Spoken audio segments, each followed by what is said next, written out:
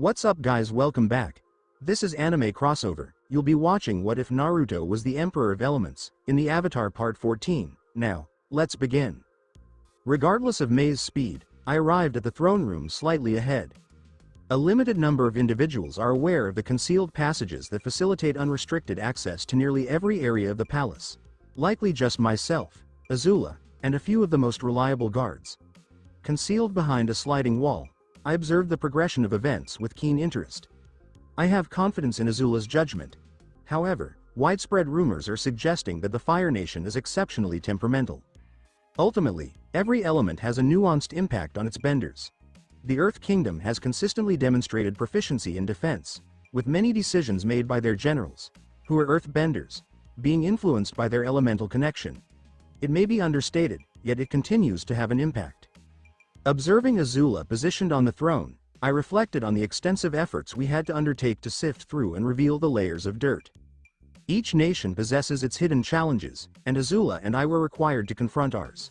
Certain practices, while ethically ambiguous, were left unaddressed. However, numerous others required our intervention and elimination. Included in this was the custom of employing personal attendants. Upon reviewing the list of lives affected, I experienced a sense of frustration. Partly due to the innocent children involved, but primarily because of the squandered potential. The reports indicated that numerous individuals demonstrated significant potential in Kai blocking or mastering the elements. Talent present was abundant. Mei entered the room, her steps still unsteady, and almost immediately collapsed to her knees. That conveyed more than any words could, as Azula had a strong aversion to formalities from those in her inner circle. Upon hearing Mei's apology, I recognized that my own clarity of thought was compromised at that time as well. The situation was developing as anticipated. It was evident that Azula was struggling to maintain her composure. For a brief moment, the flames of the candles in the room surged upward, intensifying the already charged atmosphere. That was a narrow escape, I reflected with relief, observing Azula slowly regain her composure. I remain convinced that she bears little resemblance to her animated counterpart. This Azula exhibits manipulative and domineering traits, particularly in her interactions with direct adversaries. I sincerely apologize, Mei reiterated, her head still lowered. It was evident that she held her friendship with Azula and Ty Lee in high regard, reflecting the mutual appreciation that had developed since their formative years. Initially, Ty Lee expressed interest, and then I discovered that my mother had been involved with him for some time. And now you, Azula stated with a sense of fatigue. I can share him with both of you, but Azula remained the possessive individual she had always been. It is essential to ensure that this individual does not interact with other girls. However, I must admit, I possess a generous spirit. She smiled knowingly at Mei, who appeared perplexed. I anticipated a different direction for this conversation. Azula's response was unexpected, Mei acknowledged. Greetings. When have I ever provided you with a reason to question my sanity? Azula remarked with a hint of humor. And no, let's set aside my early years. I was truly unbalanced during that time. She gestured dismissively, not allowing Mei to reply. What is the meaning of this? Azula inquired, taken aback, as Mei swiftly approached and enveloped her in a firm embrace. I simply wanted to express my affection for you, Mei whispered, feeling a bit self-conscious about her candidness. Ultimately, everything concludes satisfactorily. While I had anticipated a somewhat different result, the vacant hall, typically designated for significant meetings, resonated that evening with the soft sounds of its youthful leader. Azula's legs were positioned widely, each placed on the armrests of the throne. Directly in front of her, on her knees, was Ty Lee, whose face bore the unmistakable marks of Azula's fluids. Your progress is commendable, Ty Lee, Azula remarked with satisfaction, observing her friend as she expertly applied her skills and Kai blocking techniques. Who is a good girl? Ty Lee is a good girl. She gently patted her hair as one would with a cherished pet. Then, she grasped Ty Lee's hair and guided her face toward her wet core. Drink, she instructed with a chilling satisfaction, observing one of her closest friends consume the essence she offered. Thank you for the treat. Ty Lee expressed with enthusiasm, having reached multiple climaxes without any external stimulation. With your skilled hands, you will serve your future Fire Lord effectively. Azula caressed her cheek. Approximately a month prior, Ty Lee observed the distress Azula experienced upon discovering the relationship between Wan and Ursa. Ty Lee's thought process may be complex, yet she has chosen to establish a common foundation at this time to prevent any potential tension within their future family. At her core, Ty Lee sought to be of value to Azula, who had consistently served as her role model and inspiration. Regardless of whether it was the alignment of the stars or another noteworthy occurrence, the outcome remained unchanged. Azula consented to attempt. It is surprising to see how well they complement each other. Ty Lee exhibited a submissive demeanor in response to Azula's assertive behavior, leading the former princess to uncover an unexpected inclination. She found herself significantly stimulated by exerting control over another's body. Juan was fortunate that their hearts were already his, preventing their passion from developing into something more complex. It seems that May did not inform them about her games, I reflected, remembering specific instances. While others in my situation might experience jealousy, I remain unaffected by their enjoyment. I am assured that following our time together, they will recognize quality intimacy as something uniquely associated with me. How long do you intend to remain there? Azula's voice resonated after May exited the throne room. How long have you been aware of my presence? I inquired with a slight chuckle, as I pressed a particular detail on the wall. Almost immediately upon May's entrance, she responded with composure, turning her gaze toward me. The focus on me was overwhelming. I hadn't recognized her sensitivity. Wait, does that imply, and how do you find my games with Ty Lee? She continued with a smirk. Uncomfortable. I did not intend to, Azula. I felt as though I were a young adult discovered in a compromising situation. It's acceptable, she gestured dismissively. It even intrigued me. However, let's shift our focus to another topic, her golden eyes fixed on mine. My teacher revealed himself to be quite the trickster. He exploited poor May to pursue his own interests. It wasn't as it seemed, however. I cannot deny that there is some validity in her claims. Do you truly wish to leave your most favored student at a disadvantage? I was perplexed. You are aware that I dislike being left behind, yet both Mom and May have already outperformed me. Now I comprehend. It has come to my attention that Azula, in her attempt to maintain composure, was evidently experiencing a heightened state of excitement. I did not anticipate encountering such a multitude of events in a single day. Honestly, I've come to terms with the fact that the man who captured my heart is quite the wanderer. I still maintain a different perspective. A man with a generous spirit. However, she raised two fingers, adjusting her legs slightly as if attempting to manage a surge of warmth. I have two requests.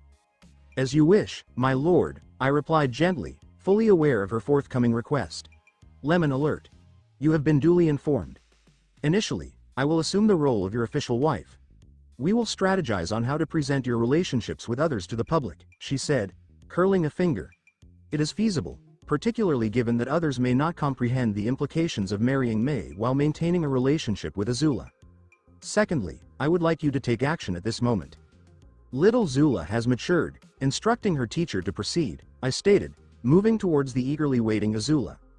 If the instructor were more perceptive, he might recognize that his student has long harbored aspirations of fulfillment, Azula remarked, her adept hands deftly unfastening her costume. I have been envisioning. She paused to kiss me. In contrast to May, Azula's tongue remained assertive and unwilling to concede control. Of experiencing your presence within me, she concluded, her breath coming in quick gasps. I trust the instructor will be accommodating to his student, she articulated with emphasis, lightly applying pressure to my shoulders. I believe I understand now. It seems that her interactions with Ty Lee were not without purpose, as that is her primary desire. Without further discussion, I commenced my descent. Azula adjusted her position on the throne to facilitate my service to her. In a swift motion, she had removed the clothing from her lower half. The aromas of affection swiftly enveloped my senses. The origin was her precisely maintained core, already exuding fluid. Believing that I should not be outperformed by Ty Lee, I opted to employ some unconventional tactics. Surprisingly, there are subtle pathways of Kai present within the tongue itself. Ah, Juan! Azula exclaimed in astonishment as I commenced my actions. I have envisioned this moment for an extended period, she expressed softly as I adjusted my approach slightly. Azula merits an appropriate acknowledgement for her patience and understanding. We will discuss this later, she stated with impatience, positioning herself directly in front of me. A few moments later, her core released a significant amount of fluid. If previous Fire Lords were aware of the actions taking place on the throne, they would undoubtedly be unsettled by the current state of affairs. That resembled the performance of 92 Ty Lees. Azula remarked faintly, leaning back on the throne. What is the source of such a precise comparison? It could have been 100 Ty Lees. And we're just getting started. Why did that sound so foreboding? I trust your teacher finds fulfillment as well, I remarked, struggling to adjust my fitted trousers. Rest assured, he is quite harmless, I remarked, noting Azula's astonished demeanor. However, in all their interactions, Azula had never employed her tongue on Ty Lee. I was taken aback by the size, she said softly, carefully holding my member with both hands. Despite our purpose for intimacy, Azula took an additional few moments to observe my anatomy with keen interest. Perhaps it is time to proceed, I suggested, sensing a sense of urgency. In the following moment, I experienced the warmth of Azula's breath, which quickly transformed into a moist embrace. To ensure her enjoyment, one of my hands engaged her core, while the other examined her upper features. Surprisingly, I had overlooked her physical attributes, yet my hand instinctively began to explore. The ideal balance of softness and firmness. Exactly to my preference. Why is this eliciting such a strong reaction from me? I recognized that my Azula differed significantly from her animated counterpart, yet, I found myself intrigued by the idea of being attended to by that other Azula, the one renowned for her firebending abilities. It is unclear how it occurred, but despite her character traits, she continued to be one of my favorite characters. I will complete this task, I declared, feeling the weight of Azula's charming yet intimidating stare upon me. I acknowledge that there were instances where I delved too deeply, observing Azula's expression marked by my actions, a deeper intensity surged within me. As I met her gaze, it became clear that she was prepared for the main course. I would like you to take me from behind. She stood up and turned to face me, presenting her back to me. With her hands firmly gripping the throne's backrest, she arched her back, presenting an impeccable view from behind. It may be somewhat uncomfortable, I remarked, as I started to enter her space. Are you striving for tightness? The progress was gradual. I could distinctly sense the stretching occurring. Just a bit more, my dear, I said softly in her ear, delicately touching her well-defined physique. Shortly thereafter, it was undoubtedly worthwhile, I reflected, as I absorbed the sounds that calmed my senses. Although those sounds primarily consisted of expressions such as, ah, oh, more, wan, yes. They nonetheless provided a soothing effect to my spirit. I lightly tapped my cheeks to dispel those thoughts, redirecting my focus to the task at hand involving Azula's appealing form. It can be described as an exceptional day. Naruto's perspective. Hello. A scenic waterfall situated in the Earth Kingdom, in proximity to a quaint, unnamed village. This location is certainly ideal for us, I stated to the group, recognizing that the ambiance here is conducive to activating the fifth chakra. Guru Pathak emphasizes the significance of the environment surrounding you. Certainly, it varies from person to person, making it essential to identify what genuinely fosters tranquility within you. I suppose my origins in the Northern Water Tribe have their significance. The soothing sound of water flowing from a modest height instilled me with greater confidence for the impending confrontation. It seems there is no persuading you, is there? Drea inquired with humility. She continues to persist in her efforts to prevent me. She comprehends that it contributes to my strength on a logical level, yet on an emotional level, she cannot avoid feeling concerned for my well-being. I cannot allow my daughter to surpass me. What sort of example would that set? I attempted to ease the tense atmosphere. I require your support now more than ever, I stated with a touch of mock indignation. I expressed my gratitude to fate, the cosmos, or the divine forces that brought me into this world. Without it, would I have had the opportunity to meet my cherished partner and establish a genuine family? I have faith in Father. I never questioned Daisy. I found myself unable to resist the urge to embrace her. Due to her swift development, I did not have the opportunity to fully appreciate her cherubic cheeks, and now she has transformed into a captivating beauty. However, she will always hold a special place in my heart as my little girl. I also believe in my love, Gaia stated, the final word delivered with noticeable embarrassment. Initially, her primary objective was to have a child with me. However, she is now eager to become a part of our family. Drea expressed her frustration, noting the apologetic looks from Daisy and Gaia. It appeared that their role was to provide support for Drea. However, the situation unfolded unexpectedly. By dedicating more time to my loved ones, I replenished my positive energy, ready to tackle the new challenges ahead. Positioned on a substantial rock directly in front of the modest waterfall, I commenced the repetition of Guru Pathak's words in my mind. My spirit is strong, my will is unyielding. At that moment, my voice resonated with a powerful intensity. With gratitude to the Guru, I have gained clarity on the principles underlying his Kai blocking speeches, which enabled Aang and Daisy to swiftly master all 7 chakras. While the outcome is uncertain, it may be beneficial to give it a try. Guru Pathak does not provide significant assistance in this matter. He mentions that he attempted to help another individual on the path of the body years prior. The result was unfortunate. His voice was perceived as external interference, complicating the situation for the individual. My own voice is unlikely to be considered interference. I deemed it worthwhile to persist, thus I continued to channel Kai into my throat and vocal cords. Perhaps when the actual process commences, I may find myself without the opportunity for self-hypnosis. It is beginning, I reflected, as if an unfamiliar experience was genuinely unfolding within me. My thoughts became convoluted, and images were being imposed upon my mind. All visions are false, illusions will not consume me. I began to articulate through clenched teeth, nearly grappling with each new word. The vortex of indistinct images became more defined, then diminished somewhat. I declined to engage in a fabricated environment that would require me to adhere to another's regulations. Every new word, infused with my energy and unwavering self-confidence, increasingly distanced me from illusion. This time, I successfully differentiated between the realm of visions and actual reality, thereby simplifying the trial significantly. The experience was significantly more intense, as it challenged my resolve. The passage of time is uncertain, as there were instances where I became fully immersed in one of the scenarios for several seconds. I perceived the ethereal door, indicating the complete activation of the chakra, as nearly fully open. Just a bit more, after a period of time. Fatigued, I reclined on the rock, sensing as though all my beings were transforming. My bones shifted without my control, and my heart pressure varied. Fortunately, I anticipated a situation like this, so all my assets were secured in safe locations under the supervision of reliable individuals. Upon closing my eyes, I discovered myself resting on Dria's knees. I experienced a gratifying sense of physical fatigue. Inhaling her recognizable fragrance, I commenced an assessment of my physical state. I distinctly perceived my source of Kai, a pulsating green sphere, resembling a green sun radiating its energy throughout my body.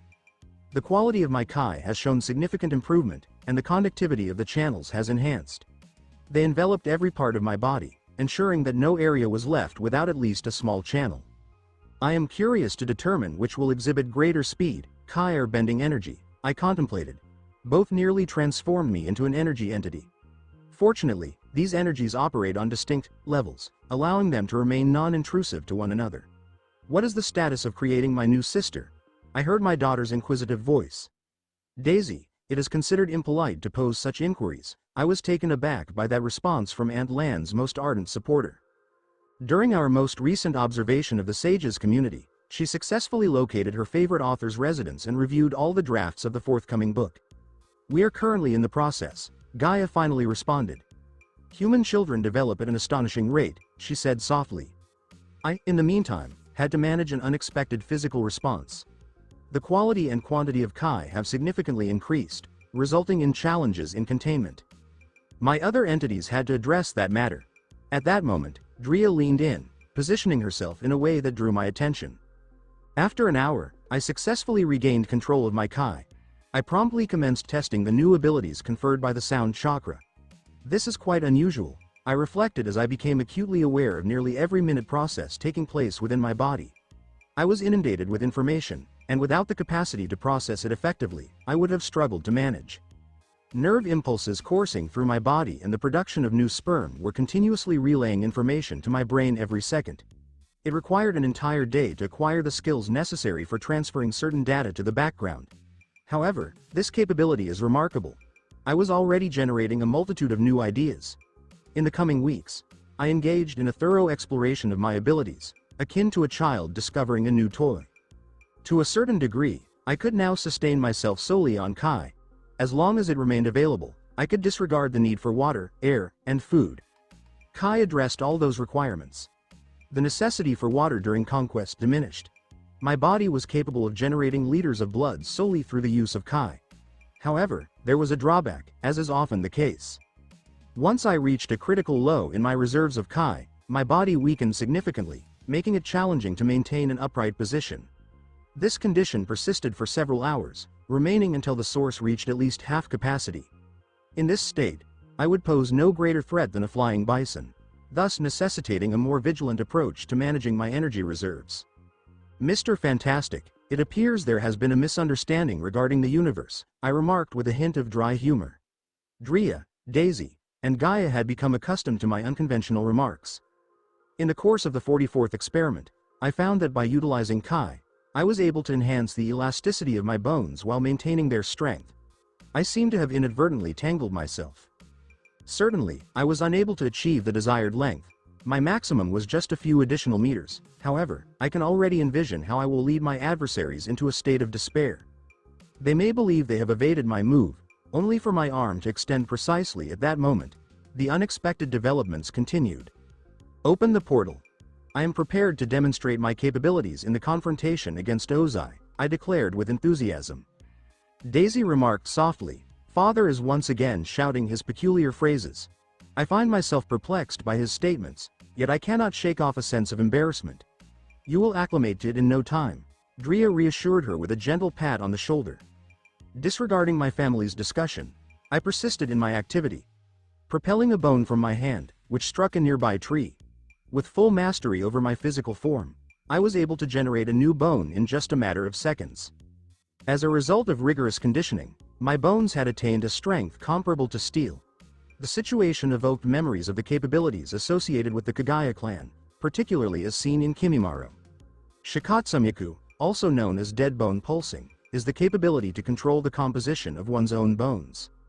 By harnessing Kai, I was able to maintain a composed control over the development and characteristics of my bones. In theory, my bones possess the potential to harm spirits, as they are entirely infused with Kai, the primary adversary of all spirits. By influencing my muscles, I could transform myself into a mini-Bolin or a version of Toph. As I increased in height, my physique became defined by taut muscles, an abundance of strength evident throughout my being. The most advantageous aspect was that I maintained both speed and maneuverability. I believe I have identified the strategy to employ in my upcoming confrontation with Ko. No further ideas came to mind, so I decided to pause and fully perfect these new skills. North Pole. Chief's Palace. Naruto. Assisting with the delivery of my lovely wife proved to be much more difficult. No, there were no issues. Everything was within the norm. But, psychologically, I felt enormous strain. Everything's fine, Naruto, Kaya said with a faint smile. I should be the one to encourage you. I gathered myself and calmed down. In a tranquil mindset, I began telling Kaya interesting anecdotes about my adventures. After several hours of my conversation, under Kaya's strained expression, the room was transformed into a ward and filled with the cry of a newborn daughter. My little sister, Katara whispered, her gaze drawn to her new family member's dark skin. What will you name your daughter? My mother said, also aiding with the birth. Her gaze made it apparent that she didn't mind naming herself. Kaya, you decide, I'm not very good at choosing names. While they were arguing, I held my kid in my arms. Her small purple eyes were already blinking sleepily, and when I rocked her a little, she went asleep immediately. Let's call her Hina, Kaya stated in her parting words. And let me hold my daughter too, she said, reaching out to me. I reluctantly handed over my beloved burden. The mother and daughter need rest and quiet, Jun said, pushing us out. Come tomorrow, and I'll stay with her for now. Other family members stood outside the door, waiting. Arnuk attempted to act calm, but knowing him well enough, I could tell he was filled with excitement on the inside. Sokka, on the other hand, couldn't hide his anxiousness as he paced the hallway. So, how is it? Sokka raced over to me. Everything's fine, I said earnestly. You'll be able to see your little sister tomorrow. Phew, he sighed and slipped down the wall. Congratulations on the new addition to the family, son. My ecstatic father patted me firmly on the shoulder. I'll go finish some work, he said, running away. He's undoubtedly going to brag to his friends over a glass or two. When the locals discovered that the chief had a new heir, they instantly got out of bed. The tranquil village was immediately filled with jubilant sounds, and businesses began reopening their doors. The older generation remembered Naruto's arrival in this world 18 years prior. The world had witnessed his continuing spirit realm. Naruto. The trees were twisted, with lifeless branches stretching out like skeletal fingers. The earth was dark and desolate, with not a single blade of grass. Thick, dark clouds obscured much of the sunshine, creating an unsettling gloom over the area. Everything screamed danger. This isn't how I imagined the spirit realm, Yui mumbled, her gaze darting uneasily to each shadow and rustle. At least it's easier to train here, Katara explained, creating a sphere of water over her palm. It's like I've been living in a desert all this time. The concentration of Kai is so much higher here. You two wanted to hone your skills in real battles, I told my younger sister. This place is crawling with dark spirits, and it's because of them that this once beautiful land has withered. 10 years ago, I saw a strange spirit in the shape of a ball wandering these trees, completely clueless. Yeah, we're standing near where I first appeared. There used to be a Wong camp nearby, but for the past couple of years, the dark spirits have taken over. This solstice, we opted to invade Naruto's body. Katara and Yui had been begging to join me for years, and while I had previously declined owing to their lack of strength, they were now more than ready. I had even chosen a side away from any ancient spirits. My main concern was whether the barrier between realms would allow the girls through. Fortunately, everything went as planned, and we arrived with all of our limbs intact. Alright, we don't have much time. Let's hunt, I clapped my fists. Maybe next time I'll show you the prettier spots. Our first opponents did not keep us waiting. They were enormous purple bees, buzzing with evil force. Katara stepped forward. I'll take them. She swung her arm, and many vertical streams of water flew out, slashing through the bees before they got to us. I thought it would be harder, she said, impressed. Don't get too excited, I said, shaking my head. Those were just average spirits. Your real opponents are coming. As a warm-up, I guided the party through places populated by mid-level spirits, allowing them to adjust to their newfound waterbending abilities. For example, Katara's water skill would have been impossible in the human world. She'd have had to collect water from the air first, before using it. You're on your own now, I murmured, recognizing a powerful spirit. I waved to the girls before fading away, coating myself in a small film of water to refract sunlight and become invisible. I'd learned the technique from Mu, the second Tsuchikage, and the fourth grade ninja. It hadn't been simple, I'd battled for a week to learn it. You forgot to block our connection, Yui grumbled, clearly noting where I'd disappeared. Right, I slapped my forehead, spraying water. I missed my moment. For the first time, I was actually relieved to see a dark spirit. It spared me from an embarrassing circumstance. The ghost was an enormous, multi-meter creature like a Chinese dragon and a snail, with a long serpentine body, 4 short legs, and 3 massive eyes projecting from its head. Purple scales glistened, and a soft violet mane surrounded its neck. I'm starting to hate purple, Katara grumbled. Food AAA. Its voice sounded like a big bell. I nearly envy Katara and Yui for not comprehending spirit speech. Watch out! The girls yelled together, darting away. The ground beneath them dropped 2 meters. I wouldn't have wanted to be in the path of the spirit's mouth-launched fluids. It appeared lethal. Katara and Yui did not wait for the next onslaught. Katara fired a high-pressure water stream, and Yui sent a swarm of waterbending sharks at the spirit. The sharks bit into its body, but the spirit quickly reacted, coating nearly a hectare in horrible slime. The females quickly built water shields, draining their Kai as they strengthened the barriers. Some drips continued to penetrate, shredding holes in their clothing. They improved their coordination following a silent exchange. I had warned them for 2 days before the solstice that spirits were more powerful than benders and had no human vulnerabilities. Soon, the ground beneath the spirit became a muddy marsh. A gigantic ice mallet loomed over it, beating it further deeper. They've used half their reserves. What's next? I pondered, witnessing the girls' painful expression. They had never channeled this much Kai before. A water drill began to appear above them, gradually expanding in size and speed. The spirit struggled to leave the marsh, but it was too late. The drill, twice the spirit's height, destroyed everything in its path. I jumped forward, ready to take the Kai. At this rate, I'll need to eat a few hundred more high-level spirits, I reflected, feeling my power increase significantly. Katara and Yui lay weary on the ground, their bare skin displaying their youthful curves from the spirit's corrosive attacks. Congratulations on your first victory against a strong opponent. I think today's catch isn't over yet. We've got hours left. I was chanting, clapping. Katara muttered, yay. Yui only nodded faintly. All right. Rest up while I warm up, I said, creaking my bones. I channeled Kai and transformed my shoulder bone into a sharp blade. Yui frowned. That looks gross, but effective, I explained, shooting bone pieces that punctured 2 interested spirits. Battlefields frequently draw spirits looking for an easy death. I covered myself in bone armor and charged into the fray. With no high-level spirits nearby, my bones were more than adequate. We spent hours slaughtering dark spirits. The girls appeared to regret the vacation. Let's head south, I suggested, anticipating trouble. My intuition was feeble but persistent. With just over 3 hours left, we discovered an archaeological find. We discovered the tops of stone cottages in a little green meadow, the only site with growth for kilometers. In a few decades, they would be entirely buried. Did people live in the spirit realm? Katara inquired. The girls knew from my stories that even intelligent spirits did not build. Instead, they used earthbending and tree branches. Wan Shi Tong's library was an outlier, more of a repository than a home. Let us carefully excavate the village, I urged. The girls readily consented. I had a few theories, but I'd keep them to myself for now.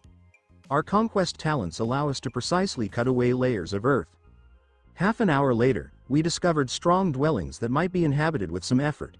We all took a few to explore. There's a strange skeleton here, Katara exclaimed. We rushed to her residence, where she was carefully stroking an entire human skeleton. Look how sturdy it is, she said, hitting the femur. I knelt beside her and touched her clavicle.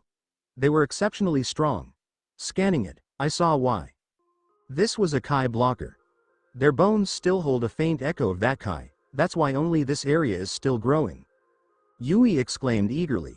We discovered other entire skeletons, all of which were Kai blockers with abnormal health. Having seen the world, I knew tall people were rare. Perhaps benders misplaced Kai and blocked bloodlines. Who knows, but it's worth considering. Okay, let's go back, I suggested. My intuition was telling me that my backside was in danger. Actually, there's no rush, I sighed. That is the problem with intuition. It is unreliable when confronted with large-scale threats or powerful adversaries. I reached my arm and grabbed the girls, who were still unaware of our position. Activating my fifth chakra altered my view of time, allowing me to fully control my body. Kai flooded through my pathways. My back, quads, calves, and foot muscles tightened. My legs bulged, and the veins thickened. I jumped with all of my power. Close, I said internally. Just as I reached the top, a giant maw devoured the entire village. What did I do wrong?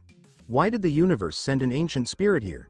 Maybe it's the purple dragon's mom or dad, Yui suggested, with Katara nodding. You'd have to be blind not to see the resemblance. This ancient spirit was simply a larger counterpart of the high-level one. Do all of your trips end like this?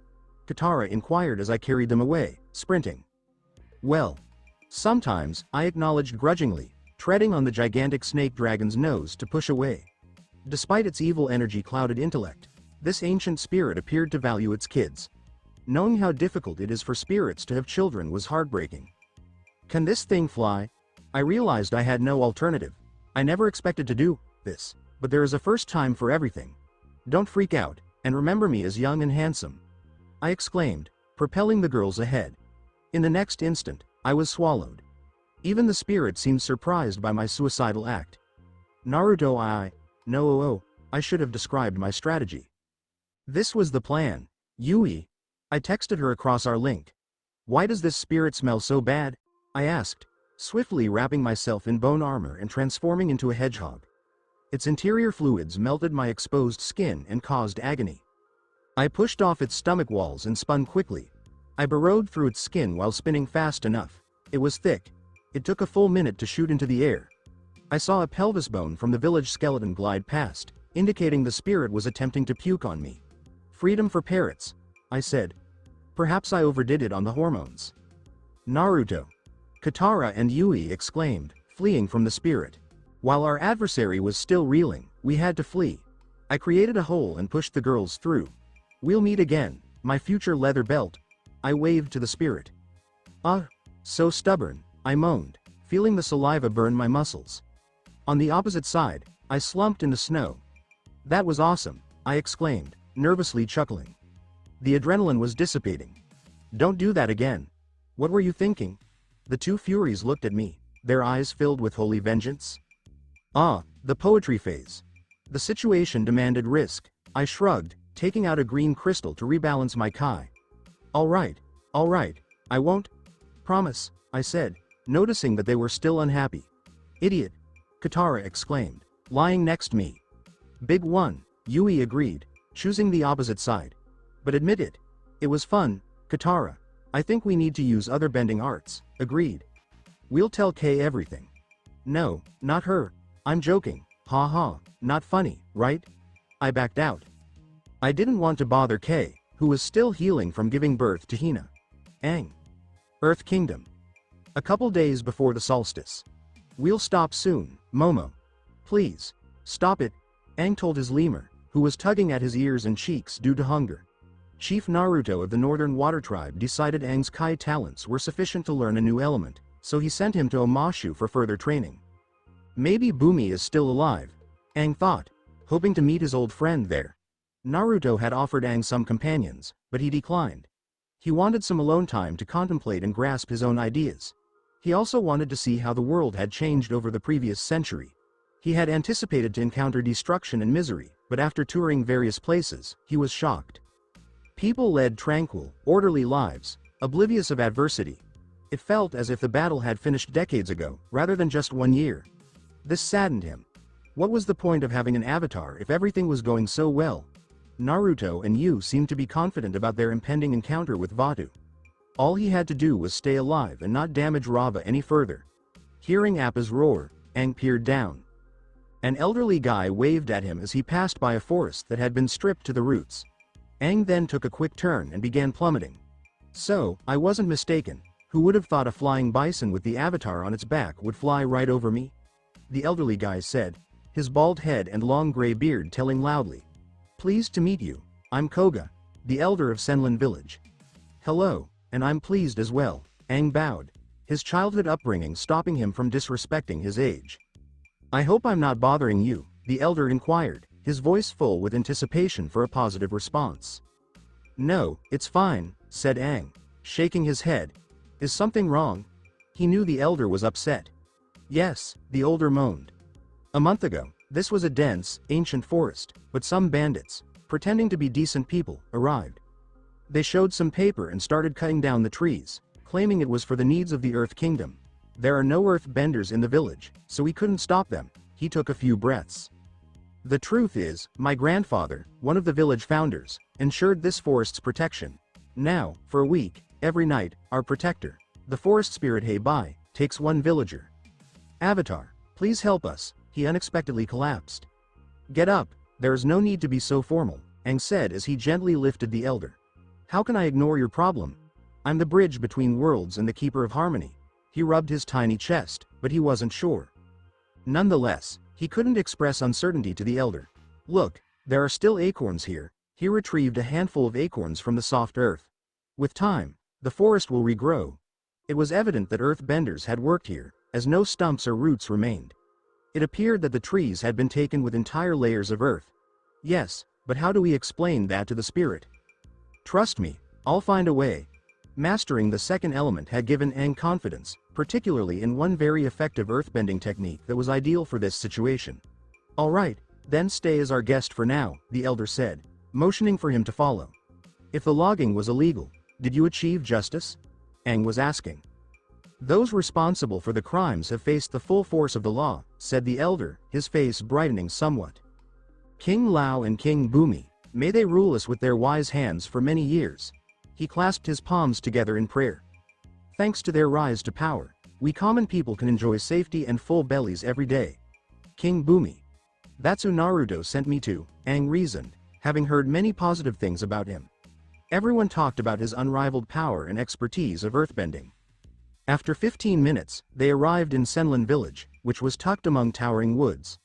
The settlement was surrounded by a stone wall and contained only a few dozen dwellings, some of which were entirely wrecked. Aang spent the next few hours, until nightfall, talking with the village leader and elder. He found that every villager had seen the spirit at least once. It resembled a huge, innocent panda. The spirit frequently assisted people in finding medicinal herbs, mushrooms, and berries. Meeting Heibai was considered fortunate because it assured finding something valuable. According to the village leader, a year ago, due to some mishaps, a portion of the forest was damaged, but the spirit was not as angry. "You can do this, Aang," he reassured himself, waiting for the angry spirit at the village entrance as the locals huddled in the head's home. As soon as the sun stopped shining on the land, stress permeated the air. Down the route to the town, a gigantic black and white spirit appeared, breathing heavily, taller than a 3-story skyscraper, with a disproportionate body and 4 distinguishable arms. "You don't look like a panda," Aang mumbled, sensing Hei Bai's great power. "Hei Bai. I'm Aang, the Avatar. Please, listen to me," he hollers.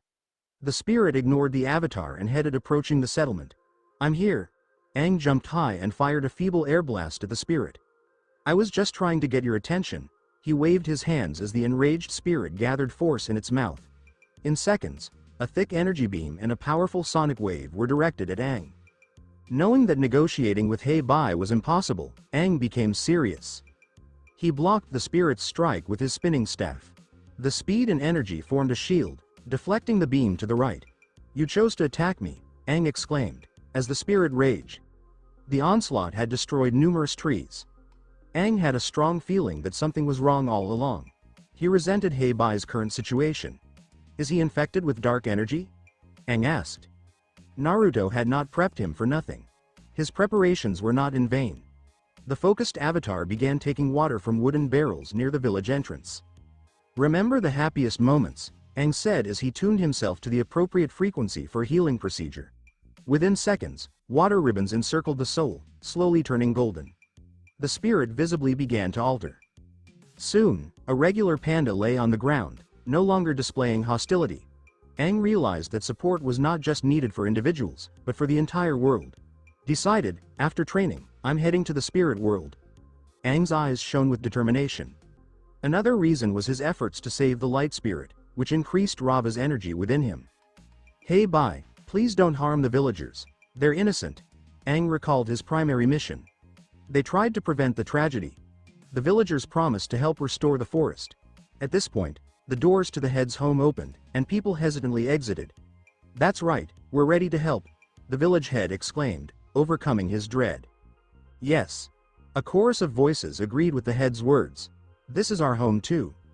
"See, you're not alone," Aang smiled, knowing that the spirit was impacted by what the villagers said. The following minute, all of the townspeople who had been absent showed up next to the spirit. "What is going on?" they said as they looked about. Aang happily told the spirit, "I knew you weren't that bad," as families came back together. The spirit started to back away into the woods without saying a word, leaving behind stalks of blossoming bamboo. "Avatar, without your help, we might not have seen another day. I thank you on behalf of all Senlin village residents. Know that you're always welcome here," the village head said with much seriousness, which made Aang feel very bad. He still wasn't used to being a hero. "It was my duty as the Avatar," he answered, feeling dozens of eyes thanking him. A little girl said with bravery, "When I grow up, I'll be the Avatar too." And everyone smiled. That night, he went to bed with a smile on his face, happy that he was still needed in this world. He also had half the job of keeping a whole country safe. And to be honest, some of the things Yu said didn't make him fight back as much anymore. Aang should have been able to get support from one of Yu's wives. Even though he still thought spirits were his favorite, they could swiftly return the woodland to how it was before. But if people and spirits work together, it might be the beginning step toward a new friendship in the future. After all, nothing brings people closer together like working together on anything. Kingdom of Earth. Omashu. "Quick, before Bumi gets here," yelled the previous king, the well-respected Bumi. He had a cheerful, almost crazy smile on his face because he had seen an old buddy today. Even though they were 100 years apart in age, they acted like they were childhood friends who had never been apart. Postal workers stood behind them, apprehensive and unable to disobey Bumi but not wanting to face the king's anger. "Let the wind push us," Aang yelled and gave a little push with his palms. A stiff wind hit their cart right away. The stone mailbox started to fall apart because it was going so fast. Bumi had to fix their transportation on the go, or they would have to walk the next few hundred meters. Aang cried, "Bumi, I'm glad you're still alive." The wind pulled back his cheeks. His body felt a warm, otherworldly feeling. After sleeping under ice for 100 years, Bumi probably had no other friends left. Bumi chuckled, "I'm glad I'm alive too." The breeze blew away some of her tears. The people of the city were thrilled to hear their old king's merry chuckle. This crazy laughing might startle anyone who wasn't from Omashu, but it made the people who lived there feel good about the future. The next day, Aang ran across the arena like a Saiga. Toph and Suki had to shoot at the Avatar as punishment for stopping a postal line. "Work those legs, Aang," Bumi yelled from the stands as he reached into a pail of snacks. "Why am I the only one being punished?" Aang asked in outrage. "I worked hard for almost 85 years as king of Omashu. I have special rights here." He waved something that looked like a sausage. King Bumi nodded quietly and said, "You heard him, Aang. Keep talking, and I'll join in." The Avatar stopped talking right away, but he didn't forget to give Bumi his angry glares. The northern parts of the Fire Nation. Above the city of the Sun Warriors. 1. As we flew several hundred meters above the ground, the wind felt good on our bodies. The blue sea's smooth surface lay below us, and in the distance, we could already see the island where the Fire Nation's history began. "Now I want a dragon of my own," Azula said with envy as she stroked Anya's golden scales. The dragon we were riding at the time. She had grown a lot lately and could now effortlessly lift 2 persons into the air. If this keeps up, she might need to move into a bigger space shortly. "Maybe that will happen very soon," I added in a mysterious way. Anya said yesterday, when we were getting ready for a diplomatic visit to the Sun Warriors, that she had felt the birth of a new dragon. So, congratulations to Ran and Shao on their new baby. "Yes, there's no need to worry," Azula said, still not knowing that the Sun Warrior tribe now had 3 dragons instead of 2. "We found a whole herd of flying bison, so there are probably other dragons out there." There were a lot of flying bison grazing on the Air Temple Island, which is in the northwestern part of the Earth Kingdom's waters, or simply Yu Bay. It seems that a lot of air nomads sent their animals to this little-known island to save them. It was challenging to uncover references to this temple. People remember that the island was a kind of transit point, where nomads could relax and get their strength back before long trips.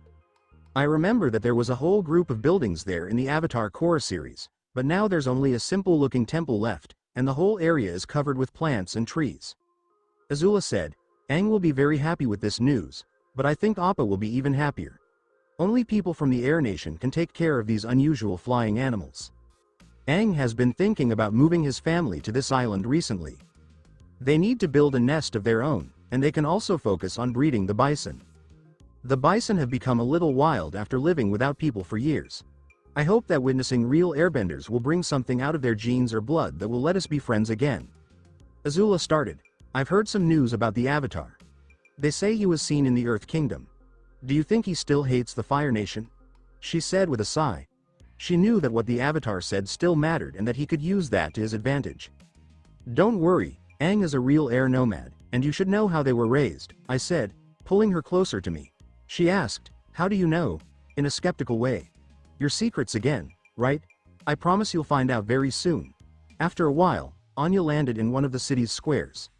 Of course, they had seen our flight a long time ago, or maybe the other dragons had told them about it. It looked like every member of the Sun Warrior tribe was kneeling in front of us. The chief of the tribe said, "Great ancestor," with great respect, his face almost buried in the earth. The others promptly did the same. Anya knew that her family was very respected here because of what her elders had told her, yet the scenario still felt strange to her. The dragons soon joined the people. Before landing in the open space, Ran and Shao did a strange but beautiful dance in the sky. A little red dragon sat atop Ran's head, its innocent eyes taking in everything around it. Azula immediately murmured, "You didn't tell me there were other dragons here. It's a little embarrassing."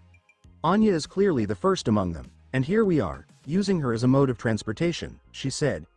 In fact, a few people didn't hide their angry looks, and the worst one came from someone I knew, Ham Gao. I said, "Hello to the Sun Warrior tribe," and bowed my head slightly. "Honored one," the chief said back, but his eyes kept going back to the huge golden dragon. "Fire Lord Azula," he said graciously, but it was evident that his words were strained. I couldn't blame him. Their tribe lost its power when prior Fire Lords attacked them and told them to hunt their teachers, the dragons. The Sun Warriors couldn't just stand by. In the end, they chose the dragons. And now, members of the once brave Sun Warrior tribe had to hide their presence in shame, eliminating contact with the outside world on purpose. "Don't be scared. We have good news," I murmured to the chief, attempting to avoid any blunders. "Chief," Azula nodded slightly, probably because they had been through a lot together. Her forefathers fled this island hundreds of years ago to build something bigger. Anya said to me, "I'll be back soon, father," before flying off with the other dragons. I believe they have a lot to talk about. Azula and the chief started their official conversation with a table full of native foods. The subject was how the Sun Warrior tribe became part of the Fire Nation. Azula probably wouldn't have cared for a disappearing tribe if they didn't have the same roots. And my word was a big part of it. After a few hours, the two sides ultimately came to an agreement. I suppose the most crucial thing for the chief to realize was that all dragons would have the same rights as regular Fire Nation citizens, and in some circumstances, even more, making them almost untouchable. The capital would not interfere with the tribe's way of life, but it would ask for help right away if there was an outside threat. There were a lot of other things that were talked about that will soon be written down. The tribe was happy all night long. They wouldn't have to hide anymore from this day on, and they could start fixing up their city, which had gotten overgrown. They showed us that they could have fun even though they were different after saying a prayer in front of the eternal flame, which was a gift from their first teachers. Azula elbowed me and asked, "What are you looking at?" "I admire their dangerous firebending," I said honestly. The tribe's ladies, who were hardly dressed, did a spellbinding firebending dance right in front of us. Their actions were so perfectly in sync that they could also manipulate the flames in the same way. Seeing this beauty gave me something priceless. I had been unable to start writing books about bending for years. I finally got what I'd been missing. For a long time, I had been thinking in terms of my own standards, which was completely wrong. I've had well-developed Kai channels since I was born, and I've been able to feel particles of elements in space since I was a kid. Normal benders can't do any of this. You could say that each movement of a bender is like an anchor that holds a certain flow of energy via the channels. The hand seals from my old world do the same thing, but there, all you have to do is fold your fingers. Here, though, you need to do a little more. Of course, true masters of their element, like me, don't need to do any movements. Just willpower is enough. Even the powerful Cage don't use seals as much anymore. There are a lot of similarities between these four nations and the elemental nations. My mind, which is full of thousands of scrolls on different techniques, started to compare pictures of movements with the flow of energy through the channels. For instance, the Sun Warrior's firebending movements are very different from classical firebending, which uses sharp, sweeping kicks and punches to be as deadly and efficient as possible. Here, they seem to treat fire with more respect, and the movements look smoother, almost like a dance. The same goes for the northern and southern styles of waterbending. The northern style is rougher, even peasant-like, I'd say. This is probably because for centuries, only men were allowed to practice serious waterbending. The southern style, which Katara shows, is more flexible and includes techniques like ice blades, which I love, and many subtle but deadly moves. I can't say much about airbending because I've only seen Aang do it, but I've seen a lot of schools of earthbending in the Earth Kingdom. For example, in Ba Sing Se, the most populous city in the world, there isn't enough room for classical earthbending with big flying boulders and dramatic earth splitting. Many earthbenders in this city, like the Dai Li, focus on manipulating small amounts of earth in complicated ways. In the northern parts of the Earth Kingdom, earthbenders do things differently. They like to stay in one place and bend with just their hands. Omashu, Jialing, and a few other provinces use what I think is the best style, which includes both hands and feet, and some even use their heads, literally.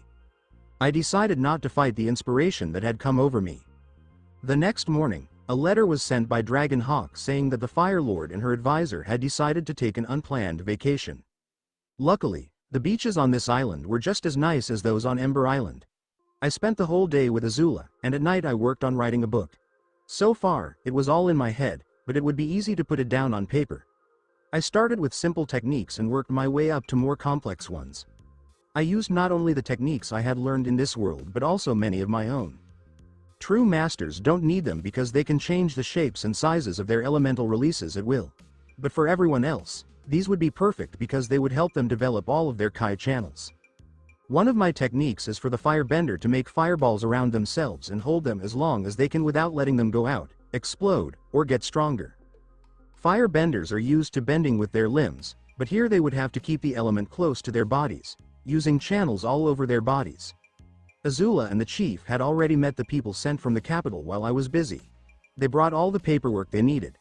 These lands are now called the Sun Island. In a very kind mood, Azula promised to send builders and other professionals to help restore the beauty of their architecture. Azula exclaimed with excitement, cradling the young dragon carefully in her hands. Anya had come to the shore with us, bearing Ran and Shao's son. Sorry, Zuko. We not only took your throne but also your dragon. She joked, yet he appears much happy now than in the performance. Soon we had to leave Sun Island and its people, who had become very close to us. We had work to do because the next meeting of all nations would decide the future of this world. It all sounded great, but not when I was in charge of the Water Tribe. The air nomads are also basically under my control. Earth King Kwai knows all my plans and agrees with them completely. Azula won't get in the way of what I'm doing either. So, we'll show the world that every leader, whether they are a king, chief, or lord, will put aside their long-held grudges to make a new, better future. In short, it's a farce, but a necessary one. The Mosei Sea Coast. Yui Bay. Today, the most important people in the whole world met in a freshly built dome-shaped facility. These people could be termed a global government because they chose the futures of hundreds of thousands of people. The meeting of world leaders had been going on for hours. Since dawn, a couple dozen people had not left their seats around the huge round table. King Lao, King Omashu Roku, former King Bumi, King Lao's daughter Toph, and King Roku's wives, Shizuka, June, and Suki, were all there to represent the Earth Kingdom. Of course, only Lao and Roku, the two main representatives of this faction, sat at the table itself. Fire Lord Azula sat across from them with a blank look on her face. Next to her was her senior advisor Wan. A little farther away were Azula's devoted friends Mai and Tai Li, together with the former princess's mother, Ursa. The Northern Water Tribe members were sitting between the two hegemons. Chief Naruto himself came from the land of eternal snow and ice. His entourage included the former chief and Naruto's father, Arnuk. Princess Yui was nearby with Katara and Sokka, who would soon be known as the rulers of the Southern Water Tribe. After all, the revival of the Southern Pole had already begun. Last but not least were the air nomads. Today, only two airbenders remained, the unknown Yo and the current avatar, Aang. Behind them sat three enchanting women, their beauty so perfect it seemed otherworldly. No blemishes, not a single stray hair, everything about them felt ethereal, not of this world. Naruto's lucky, I mean Yo. Sokka said to himself for the umpteenth time, his eyes moving toward them. He wasn't the only one who was staring. Yui, Katara, and Toph were all looking at them with pure female jealousy. Is that the avatar? Mai queried skeptically. At that very moment, Aang tried to pick his nose without anybody noticing. Of course, in such a small space where everyone could see his face, it was bound to fail. Just a kid, she said, rolling her eyes. 2 hours earlier, everyone had signed a document that created a new alliance called the Confederation of Nations. The detailed agreement laid out many ways for the countries involved to work together economically and militarily. All land, water, and air borders had been set, and by the next year, there would be a single currency for everyone. Naruto, Yo, Wan, and Roku all thought at the same time, I'd like to aim for a federation right away, but people aren't ready for that yet. There would probably be problems ahead. Not everyone would be able to believe that former foes who had slain many of their own were now eager to make peace or even be friends. But it was better to lead the change than to sit back and wait for people's views to change on their own. There's one last thing. What should we call the new city-state? Lao inquired as he looked around the room. What about Jericho? Yo, the strange airbender, said, if I remember correctly, that was the name of what might be the oldest city in the world. I'm fine with it, Aang responded right away, raising his hand. He was sick of sitting about and doing nothing. What good was he here if he hadn't understood half of what had been said all day? I think I now understand why everyone hates politics. I agree too, said Chief Naruto. Everyone voted for Jericho within a minute. This led to the creation of a new nation with a parliamentary system, where 10 representatives from each nation served as senators. Because there weren't many air nomads, Yo, Aang, Drea, Daisy, and Gaia would each have 2 votes in parliament. The new country's territory would be Yui Bay. Republic City was built there in the Avatar Korra series. Many places were suggested, but this one seemed the best. The weather is good all year round, there is room for a huge port, and it is almost the same distance from the capitals of the Earth Kingdom, Fire Nation, and Water Tribe. It is interesting to note that Tianhai was built on the shore of this bay during Avatar Yongchen's time. For a long time, It was the most important city in the world, drawing traders from all over. Jericho would be a place for the peoples to work together more. The whole city would be a big experiment, and the results would help leaders figure out if different nations could live together. The example of the oldest colony, Dao, showed a big jump in technology and the economy, mostly because two peoples worked together. The city's plan had already been approved, and laws would soon be written. It would be a while before Jericho could welcome its first residents. Each country promised to send a certain number of people, but they would need to be tempted with things like free housing and guaranteed jobs. "Mister, are you sure there won't be any problems with General Old Iron?" King Lao wanted to know. "Who is this General?" Azula asked swiftly, arching her right eyebrow with poise. She always preferred to have clarity and comprehension in all matters. Juan cleared his throat, feeling a sense of discomfort as he recognized that he had overlooked an important detail regarding the area. As Lao assessed the situation, he paused thoughtfully, while Juan proceeded to explain the details regarding the ancient spirit with urgency. "An ancient spirit?" Azula said quietly. "I have reservations about placing our trust in the statements of an unfamiliar airbender." Naruto, Lao, and Roku exchanged uneasy glances, suggesting a degree of trust in Yo. "There appears to be a discrepancy here," Azula contemplated. "Fire Lord Azula, rest assured that there is no cause for concern.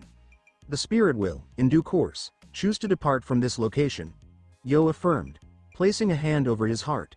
He felt a degree of offense at the distrust displayed by his partner. However, he recalled that, for him, all women were viewed as a singular entity, while many in this environment remained unaware of his complexities. "And why should he do that?" she inquired, a completely valid question. Soon, Yo detailed the connection between the spirits Lady Tianhai and General Old Iron. He discussed the conflict between Avatar Yangshan and the General, the later establishment of the Lady Tianhai festival, and the accord reached between Yangshan and the General. "With the assistance of a highly intelligent and insightful spirit, we successfully located Lady Tianhai's current incarnation. It is clear that he will promptly pursue her, disregarding the city," Yo concluded. Utilizing Wan Shitong's extensive network, they located Lady Tianhai, although her exact location remained uncertain. Ultimately, it remained unclear what transformations she had undergone. At the height of her abilities, she was an impressive ancient spirit, and upon her transition to humanity, what had become of that energy? It is probable that it did not disappear but was merely sealed. Undoubtedly, the demise of her primary, albeit human, form had impacted her, which is why Wan Shi-tong discovered her in a weakened state with lapses in her memory. The meeting concluded following a series of clarifying questions posed by Azula. "It was a pleasure to see everyone," Lao stated with a respectful bow. "I anticipate continued collaboration." Before anyone could depart, Naruto's voice resonated through the room. "I request that all the girls and women, along with Yo, Juan, and Roku, stay in this room. Proceed with confidence, Casanova," Bumi remarked, giving Roku a supportive pat on the shoulder. Drea, Gaia, Katara, and Yui remained composed in their seats, displaying a sense of calmness. Shizuka appeared contemplative, as though she was attempting to assemble various elements of thought. The others shared confused looks. Once the final participant departed, a heavy silence enveloped the room. Unbeknownst to each girl, who remained unaware of his true capabilities, they prepared themselves for potentially unsettling news. "I have been meaning to share something with all of you for quite some time," Naruto commenced. "However, I continued to postpone the moment," Roku elaborated. "We extend our sincerest apologies in advance to all the women who hold a special place in our hearts." Juan lowered his head respectfully. "It is possible that some of you have already deduced the truth. All four of us represent a single individual," Yo concluded. To substantiate his claims, they combined and then divided once more. In that moment, he felt a deep sense of regret as he observed the disbelieving and even angry expressions on the faces of those he held dear, whom he had misled or deceived throughout this time. He subsequently provided a concise overview of his Kai blocking abilities. "So, are they all your women as well?" Azula inquired, her voice slightly unsteady. "No, not all," he replied, slightly stammering, in his original form, characterized by long white hair and deep purple eyes. Kaya was the only one absent, as she was attending to their infant. "However, each of you plays a significant role in my life. I will respect your decision if any of you choose to discontinue our connection," he continued in a gentle tone. "I will comprehend the situation, but I will not acquiesce to it," he concluded decisively. "If necessary, I will earn your trust once more." In some perspectives, I may appear as a villain or a traitor, however, my feelings for you have always been sincere. As he spoke, he made eye contact with each individual, perceiving sadness in some, understanding in others, and a range of emotions overall. Under their varied gazes, he quietly exited the room, allowing them the opportunity to process what they had just heard. Upon forming interest groups, they promptly commenced the exchange of their sentiments. Despite their attempts to refute it, he had already become an integral part of their group. Daisy inquired with enthusiasm, "Are they all considered part of our family as well?" In a manner of speaking, yes, Drea responded with some hesitation. "Hello, I would like to take a moment to introduce myself," Daisy said as she approached the girls in blue fur coats. A discussion occurred between the mother and daughter in close proximity. "I anticipated something of this nature," Shizuka stated quietly. "Daughter, did you have any suspicions as well?" she inquired, observing her daughter's composed demeanor. "No," Toph responded, shaking her head. "His words were surprising to me as well. However, there is no need for concern. Whether it pertains to Roku or Naruto, the important thing is that he continues to care for us. Please take a moment to compose yourself, Toph," Jun said in a composed manner to the visibly frustrated Beifong heiress. "It is clear that your feelings for him will persist regardless." "I am aware," Toph affirmed. "However, that is what frustrates me." Azula remained equally furious. However, she found it difficult to feel genuine anger towards him. How could she harbor animosity towards the individual who initially provided her with warmth, who became her initial partner? Were it not for a few imperfections, he would be almost flawless, Mai remarked quietly, her cheeks tinged with a hint of color. Thanks to Daisy's cheerful demeanor, everyone quickly became acquainted. Although the situation remained uncomfortable, efforts were made to establish connections. Throughout this period, the primary suspect remained outside the building, listening in on their discussions. As everything came together seamlessly, a broad smile appeared on his face. A subsequent dialogue occurred with the spirit general, characterized by tension. A portion of Lady Tianhai's energy, carefully acquired by Wan Shi Tong, was of considerable importance. In its absence, he would have faced a conflict he was fated to lose. Even if all his forms were to unite, he would still fall short of matching an ancient spirit. At this point, all obstacles had been removed, allowing for the construction of the new city to proceed unimpeded. Yui Bay. The precipice where the magnificent statue of Lady Tianhai was positioned. Naruto Rokuwan Yo. As I ascended the towering cliff, my mind repeatedly revisited the event that had transpired a few hours earlier. The admission was challenging for me, primarily due to my apprehension regarding the potential repercussions. I was reluctant to risk losing any of them, as each individual held significant value and importance in my life. I suppose it would be prudent to refrain from dwelling on these thoughts, I reflected. Moreover, my legs had nearly brought me to the statue of Lady Tianhai, and I could distinctly sense the weighty presence of an individual of immense power. Impressive energy, I remarked to myself. During my previous attendance at the festival, my bending abilities were not as strong, which hindered my ability to fully appreciate the spiritual power present. The weight of its presence felt like a boulder resting on my shoulders. It appears he is not fond of uninvited guests. I sighed, bracing myself for potential complications, although my instincts remained quiet, providing a glimmer of hope for a positive resolution. It is probable that during festivals, he limits his presence to allow individuals to appropriately pay their respects to Lady Tianhai. Please proceed with your thoughts. His voice resonated across great distances, reverberating through our temporary camp situated far below. Shortly, a substantial figure materialized from the clouds, a humanoid spirit enveloped in metal plates adorned with skin.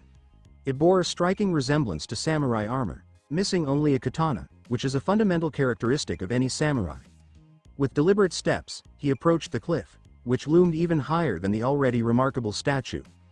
His flushed complexion suggested a constant state of displeasure regarding a particular issue or individual.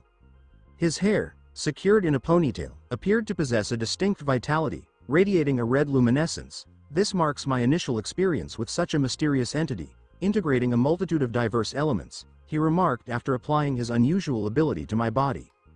His third eye, positioned on his forehead, emitted a red glow, indicating that he had meticulously assessed all my Kai pathways and energy centers. It was quite uncomfortable, akin to numerous small irritations beneath the surface of my skin. "I believe you are the individual Van Shi Tong mentioned to me," he said softly. As I endeavored to maintain proper posture, I discreetly swallowed the saliva that had accumulated in my mouth. Although General Old Iron embodied a light spirit, he had previously caused the destruction of an entire city, resulting in numerous casualties. Ultimately, the nature of a spirit, whether light or dark, does not dictate its capacity to love humanity. I am pleased to inform you that, thanks to Van Shi Tong, we have successfully located Lady Tianhai, I stated, attempting to convey positive news, although my voice quivered slightly. Where is she located? He inquired with enthusiasm, positioning himself at my eye level. A pronounced metallic aroma immediately reached my nostrils. His breath was infused with it. The plane of gleaming stones, I responded, promptly disabling my sense of smell. The name indicates the presence of numerous vibrant, shining stones in that location. Spirits maintain simplicity in naming conventions. All this time, I believed she would be reincarnated as a human, he remarked thoughtfully. It became evident why he had devoted centuries to this land he held in such disdain. It appears that he may have been relegated to the friend zone by Lady Tianhai for the foreseeable future, or perhaps the general himself did not possess the confidence to express his feelings. It is difficult to envision a character so robust, radiating strength, yet displaying signs of anxiety, hesitant to make eye contact with a woman, resulting in an accelerated heartbeat. I have confidence in Van Shi Tong, he stated, regaining composure. I find it hard to believe that all of this occurred without purpose. What is it about ancient spirits that makes them so insightful? The objective is to establish a city in this location. I concluded my statement in a subdued tone, sensing a significant shift in the general's energy. Accompanying the energy was a surge of emotions, which were decidedly negative. I was aware that individuals often fail to uphold their commitments. He expressed his frustration with a loud outburst. The general's unleashed power caused a strong wind to swirl around us. Unexpected gray clouds emerged, despite the day's initial forecast of sunshine and clear skies. It has been a short period since Avatar Yongchen's passing, and you are already violating our agreement. I felt compelled to express that it had been centuries since Yongchen's passing, but understanding the nature of time for spirits, I refrained. I trust you are prepared to address the outcomes. Hold on a moment. While his words appeared threatening, I did not perceive any genuine hostility underlying them. I considered the possibility that he may have been concerned about maintaining his reputation. He was undoubtedly eager to return to the spirit world. However, his nature would not permit him to depart without facing the consequences. Very well, let's proceed, I remarked to myself with a sigh. I would face repeated instances of defeat. The abrupt shift in weather, the commanding voice, and the imposing presence of an armored individual were certainly not overlooked by the onlookers below. Before long, numerous observers were observing us from a respectful distance. Please refrain from intervening or approaching. This resembles more of a friendly sparring match, I stated, lacking confidence. The message I conveyed through our connection effectively reassured Suki and Yui. They subsequently communicated the information to all others. It was truly reassuring to observe that, despite the events of a few hours prior, they all held a genuine concern for my well-being. Taking a moment to reassess, the general initiated the process of attracting metal towards himself through his earthbending abilities. From various directions, substantial fragments of ore, submerged metal vessels from the Fire Nation, and numerous smaller particles converged towards him. Within a minute, his entire body was enveloped in metal. I was also active, however, I was unable to obtain such impressive armor. The general had removed all the metal within my range of sensitivity, and there were few other materials available. My body started to envelop itself with standard fragments of soil and rock, skillfully controlled by my earthbending abilities. Shortly thereafter, a significant volume of water was summoned, manipulated through my waterbending. This not only established an additional line of defense but also facilitated a more seamless control of the colossal entity, as the interplay of the two elements enhanced their responsiveness. I suggest we proceed further from the shore. I wish to preserve the integrity of this beautiful landscape, I communicated to the general. We may inadvertently damage her statue as well. It was only after expressing this concern that he began to venture further into the sea. Could we proceed a bit further? I aim to establish a proper air temple on this island, I requested, standing beside the islet where the flying bison were located. He cast a piercing gaze from his enigmatic third eye and increased his pace. Can we begin now? He inquired with noticeable irritation, appearing to become weary of my punishment. Just as I nodded in affirmation, his fist was mere centimeters from my stomach, or rather, the stomach of the massive stone form I had encased myself in through earthbending. I was unable to evade or protect myself in time. my only option was to reinforce my internal organs with additional layers of bone through my earthbending abilities. And he continues to hold back. I reflected somberly, sensing a warm, metallic-tasting liquid ascend to my throat. It was not surprising. It felt as though my entire being had been completely unsettled. It is concerning to consider the potential consequences without the skeletal safeguard. Engaging with ancient spirits is certainly not advisable. The general provided me with some time to recuperate, which I utilized effectively. A formidable sword of flames materialized in my right hand, crafted from my most powerful firebending techniques. With my left hand, I initiated a swirling motion, creating a circular shield through my airbending technique. Eliminating air resistance through my air manipulation, I executed a swift swing of my sword. The general seized the opportunity, restraining me effectively, and executed a decisive maneuver. He swung his leg, targeting my groin with precision. Although this body was merely a scaled-up construct, I experienced a phantom pain. The shield I raised in time mitigated some of the damage, yet the experience remained unpleasant, and blood filled my mouth once more. I was experiencing a significant depletion of my life energy. Eventually, the general acknowledged that, at this rate, my life was in jeopardy. To my knowledge, Van Shi Tong had previously cautioned him regarding the looming disaster represented by Vatu. Thus he had no justification for inflicting serious harm upon me. For several minutes, we engaged in a contest of skill, yet only his efforts proved effective. He surpassed me in all aspects: speed, strength, and technique. It was difficult to accept my shortcomings, particularly after dedicating numerous hours to virtual competitions. In recent attempts, I targeted his head, as that was identified as his vulnerable area. Specifically, it was his ponytail, the focal point of his power. Van Shi Tong, the cunning strategist, had amassed extensive information on even the most ethereal spirits. When I inquired about the reason, his response was clear. You can never predict when one of them might succumb to the dark side. The discord between our energies resulted in a significant deterioration of the weather, with lightning intermittently striking our bodies.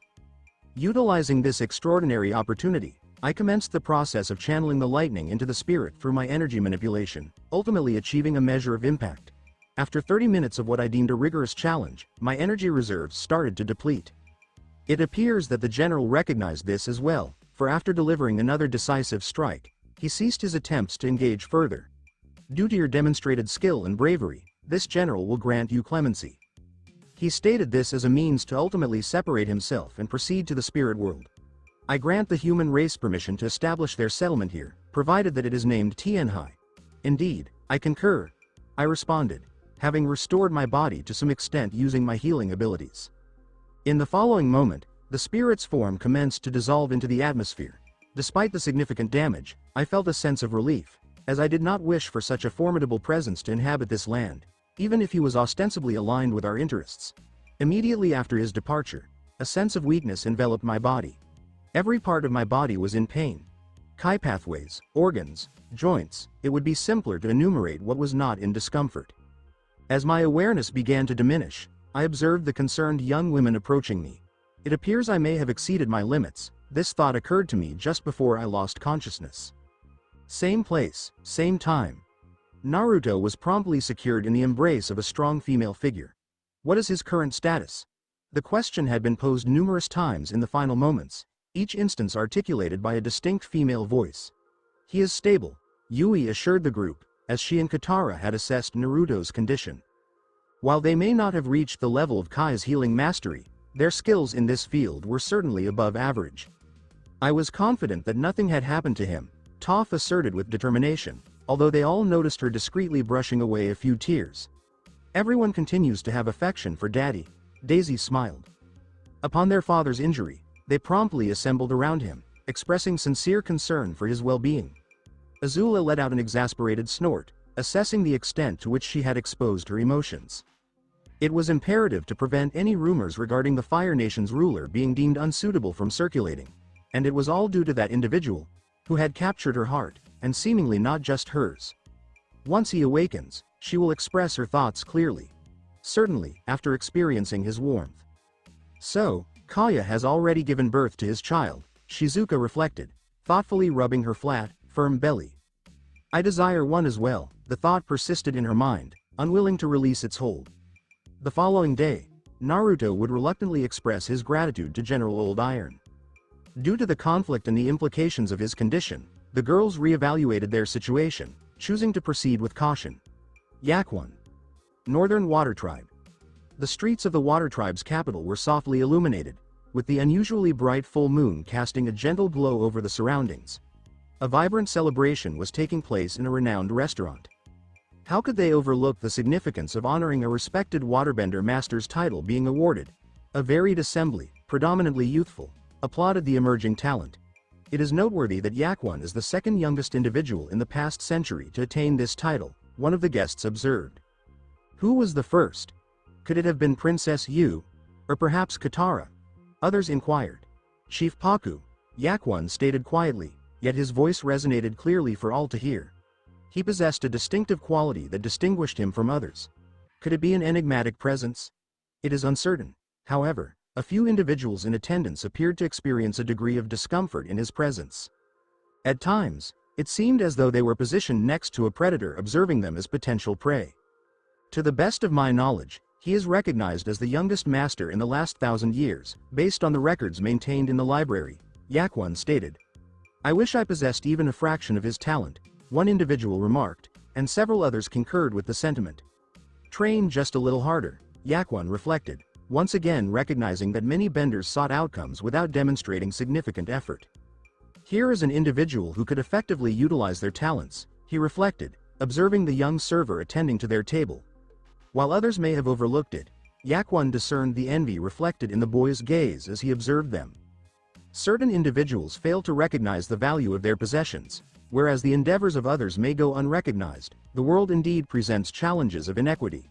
A portion of Vadu's energy is now free from the necessity of exertion. Ultimately, the child who had come under his influence was already enthusiastically accepting his position as a kind of messiah. His distinct sense of self and developing skills in persuasion had convinced him of his significant purpose to restore equilibrium between the talented and the less fortunate. Following the conclusion of the celebration, Yak 1 made his way back to his vacant residence.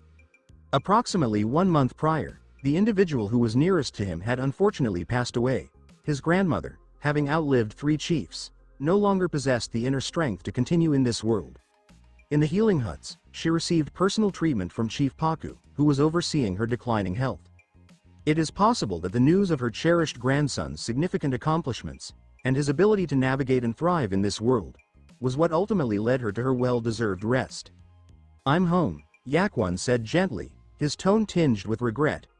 The modest apartment kept reminding him of the past, and he longed to hear her customary greeting. Yak 1. There's food on the table, don't forget to eat.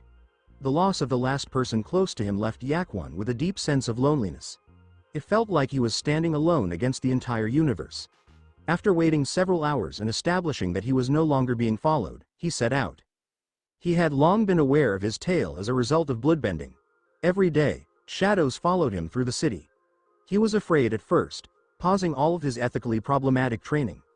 But the new possibilities wouldn't let him go alone, so in the late hours, when the surveillance dwindled or became less diligent, he ventured beyond the city, to a location where his activities would go undetected. Why is the chief watching me? He asked himself often, but never found an explanation. Why did he suspect the chief? Because no one else had the resources to dispatch powerful benders to keep a watch on a child. Perhaps the chief was just keeping an eye on a promising bender. Want to protect him from something? Or was the attention more sinister? One thing was certain. He needed to leave here as quickly as possible. Further development would simply make things more complicated. Moving quietly through the city, he soon arrived at his temporary base. One of the villages, whose occupants had long since relocated to the city, met his basic needs wonderfully. The location was especially valuable since many animals grazed nearby. It was on them that he practiced bloodbending.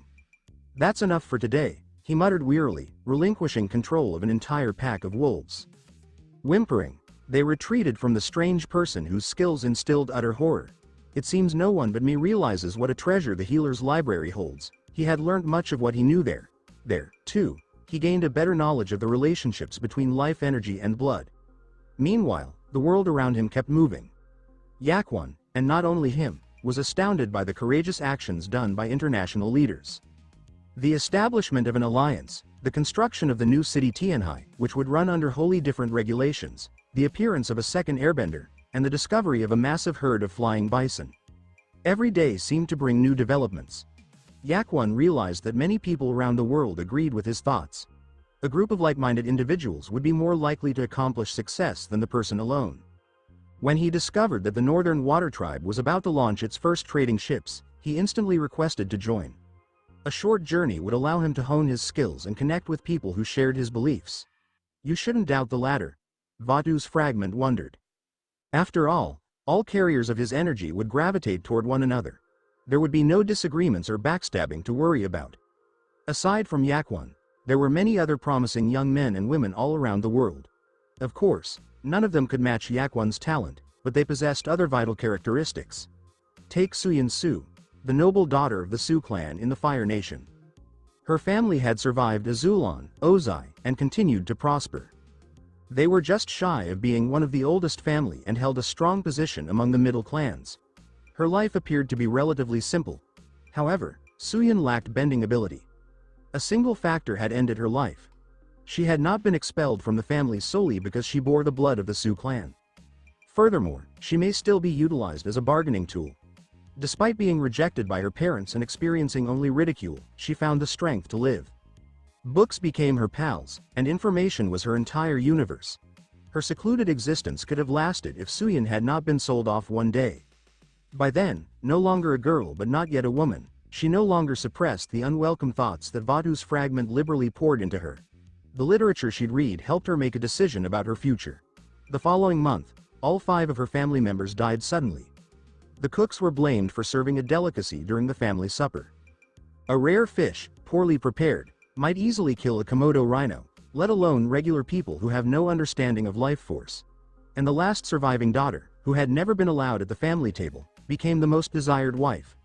With large funds and several servants, her idyllic life could have lasted. However, she had already absorbed the black energy that corroded her mind, converting her into a new character. Injustice. Prejudice towards non-benders. After a week of therapy with Vatu, she realized she could not abandon non-benders to their fate. She soon began to sell up her family's property and businesses. Suyin's earnings were to be invested in the new city of Yubei. She could see that in the near future, this location will become the world's center. Others had fallen into Vatu's hands due to unfortunate circumstances. A youngster in the Earth Kingdom who saw his entire family slaughtered in front of him. The offenders had never been punished since they were prominent Earth benders in their city. A gorgeous girl born in a brothel who had witnessed the terrible side of humanity at a young age. Vatu's fragments thrilled that humans had produced monsters. After all, many of his charges would have gone in the wrong direction even without his guidance. Main base of the Order of the White Lotus. And an interesting settlement in the Earth Kingdom. Maybe this is for the best, lamented a strong-looking old man who, despite his advanced age, still had tight muscles. Setting aside the new reports, he began to reflect. He liked where the world was going. Confederation, such a word. However, the essence of this new term described it quite accurately. This year had been particularly good. They had finally gotten rid of the gloom that had been plaguing the Fire Nation for years. The Avatar had appeared. Alliances. Friendship. He should have rejoiced, but he couldn't. Their brainchild, their group, was being brutally suppressed. All nations were exerting pressure on the Lotus, which was too powerful. He recognized that no one wanted people who were not loyal to the government on their area. Even his people's promises that they had joined the covert organization with good intentions didn't help. If he looked the facts in the eye, he had the ability and resources to conceal the most important aspect of their order. But people had approached them with an idea. What could he tell them then? He deemed it unnecessary to pervert the White Lotus main mission in the absence of a large-scale war. Maybe it's time for us to reveal ourselves to the world. Fortunately, the other party was not opposed to such a move. Being visible makes it easy to keep an eye on. He sighed again and carefully picked up his quill. For a few more minutes, his eyes seemed to stare into oblivion. He appeared to have made up his mind as he quickly and fluidly signed the document with his fancy signature. White Lotus, the peacekeeping group, will no longer be kept secret. All members were required to register. North Pole. Naruto. Kya and I, along with a few others, sat in the polar bear dog area and watched our tiny child demonstrate heroic power. Hina picked up another of Balto's pups like it was a feather. They also call me terrible names. Now that is a true beast. Everything would be fine. but the girl is just a year old and is already on her own 2 feet. Her teeth are developing, allowing her to chew through toys and other objects. We'd already be sounding the alarm, but no irregularities were discovered. She is merely outperforming her true age due to her vast supply of life energy. Another small monster has been born. Oh, if only they had given me more time. I would have produced as many children as possible, capable of facing Vatu on their own. Why not? Daisy's strength has already surpassed that of her mother, thanks to her open chakras. It's only a matter of time before she begins throwing them around. Another abnormality is maturing. Hina approached us, holding her weight firmly yet gently. She looked at us with her large blue eyes. With one look, we understood exactly what she wanted. It is definitely a unique privilege for parents to comprehend their children not just from a half word, but just a glance. You can take it with you, I murmured, brushing her hair, which was already up to her shoulders. Looks like Hina won't give me enough time for cuddles either, I grumbled, partially blaming my genes for my children's amazing ability. She placed her burden on the floor and wrapped her small body around my leg, expressing her excitement. She can't speak yet she understands our words well. Let's go play with the animals, Kya remarked with a crooked smile, as Hina and her new friend chased each other. It may be said that friendship struck at first sight. Hina approached one of the bear's dogs as we neared. The animal sniffed her thoroughly before eagerly nuzzling her. In general, bears' dogs have become an important component of our community. Many families live alongside these tough but devoted critters. Feeding them is difficult, but they provide practically perfect security for youngsters, adequate transportation, and even a friend whose fur you can touch to ease stress. Roku. Omashu. I awoke pretty early and realized I was in the soft embrace of feminine bodies. I opened my eyes slowly and saw Suki and Toph sleeping peacefully on each side of me. Jun and Shizuka were slightly farther away. They resolved last night to delegate their responsibilities to younger family members. And there was no debauchery. Toph isn't prepared for that yet. The other girls aren't very interested in being with anyone other than me during that procedure. I lingered for another 15 minutes, enjoying the warmth of their synchronized bodies, which appeared to shiver as they rubbed against me. Listening to their calm breathing, I was once again pleased that the confession saga had concluded successfully. It's safe to say I earned some bonuses. Our bond has certainly strengthened. I began to carefully free myself, but their hands gripped me even harder. I didn't expect to use Kai like this, I reflected, activating the 5th chakra. Stretching my body, I finally let go. Suki and Toph felt the strange emptiness almost immediately and were soon in each other's arms. It would be interesting to see their reaction when they wake up.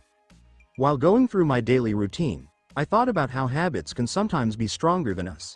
Sleep is merely a minor necessity for me because I have an abundance of high-quality living energy.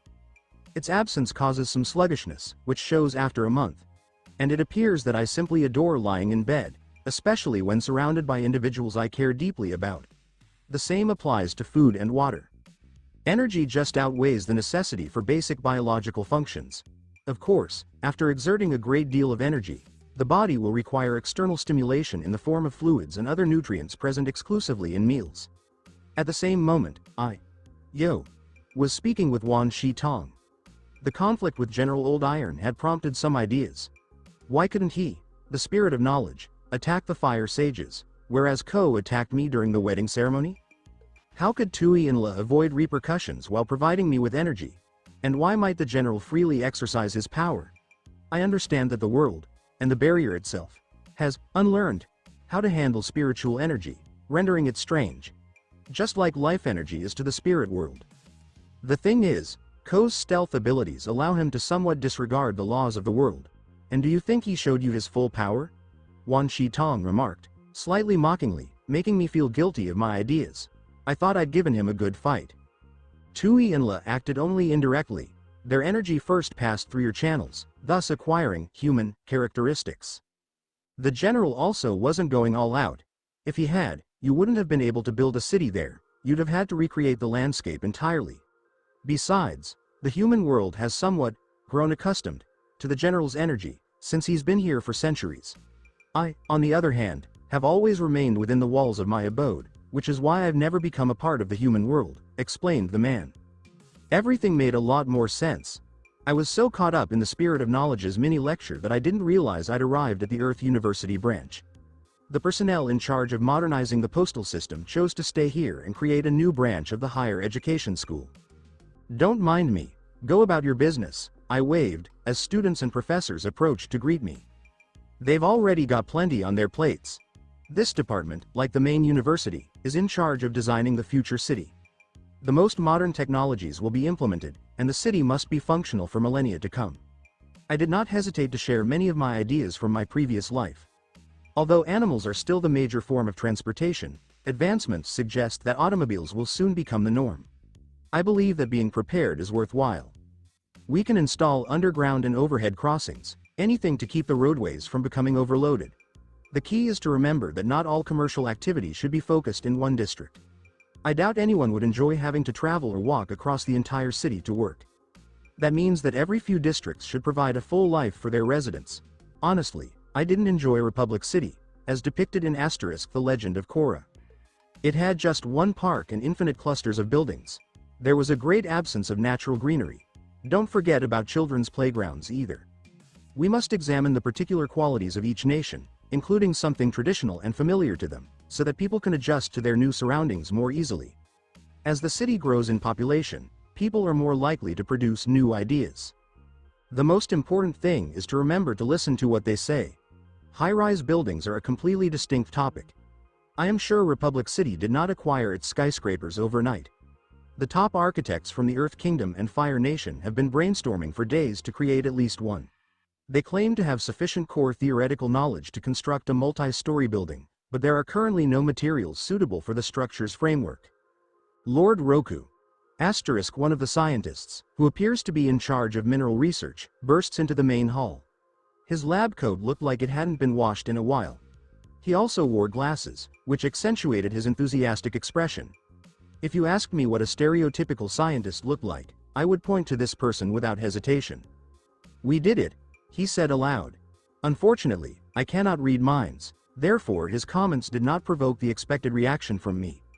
"Calm down, there's no need to distract others from their work," I muttered, hurriedly approaching him.